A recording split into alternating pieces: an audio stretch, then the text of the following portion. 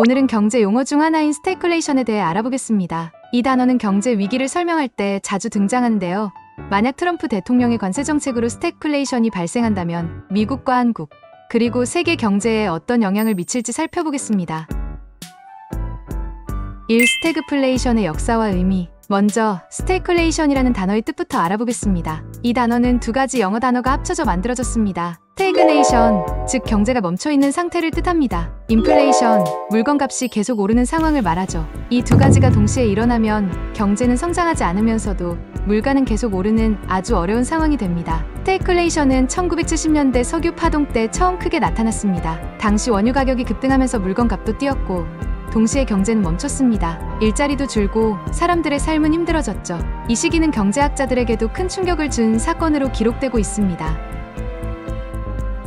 이 미국 소비자들에게 닥칠 일. 그렇다면 지금 2025년 트럼프 전 대통령의 관세 정책으로 스태그플레이션이 발생한다면 미국 소비자들은 어떤 영향을 받을까요? 첫째, 물건값이 오릅니다. 관세가 높아지면 수입품 가격이 올라갑니다. 예를 들어 중국에서 들여오는 장난감이나 전자제품 같은 물건들이 비싸지겠죠. 둘째, 일자리가 줄어듭니다. 기업들은 원자재나 부품을 비싸게 사야 하니 비용 부담이 커지고 고용을 줄일 가능성이 있습니다. 셋째, 소비자들의 지출이 줄어듭니다. 물건값은 오르는데 월급은 그대로라면 사람들이 외식을 덜하고 필요한 물건만 사는 등 소비를 줄일 수밖에 없습니다.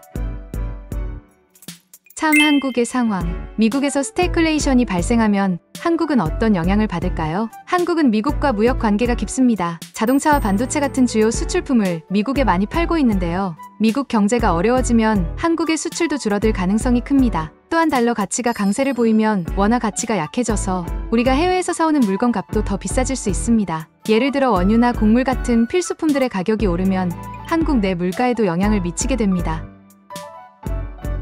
4. 달러와의 위치. 스태그플레이션 상황에서 달러는 어떻게 될까요? 처음에는 달러가 안전한 자산으로 여겨져서 가치가 올라갈 가능성이 높습니다. 다른 나라 사람들이 불안할 때 달러를 많이 찾기 때문입니다. 하지만 시간이 지나면서 미국 경제가 계속 어려워지면 달러의 가치도 약해질 수 있습니다. 특히 미국이 문제를 해결하지 못하면 사람들이 다른 안전한 자산으로 눈을 돌릴 가능성도 있습니다.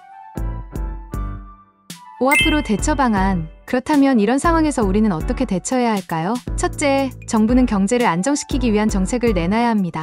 예를 들어 세금을 낮추거나 기업들을 지원하는 정책을 통해 경제를 부양할 수 있습니다. 둘째, 기업들은 새로운 시장을 찾아야 합니다. 수출 시장을 다변화하거나 생산 공장을 다른 나라로 옮기는 등 비용 절감과 새로운 기회를 모색해야 합니다. 셋째, 개인들도 준비해야 합니다. 용돈이나 월급을 아껴 쓰고 저축을 늘리는 등 경제적으로 대비하는 습관이 필요합니다.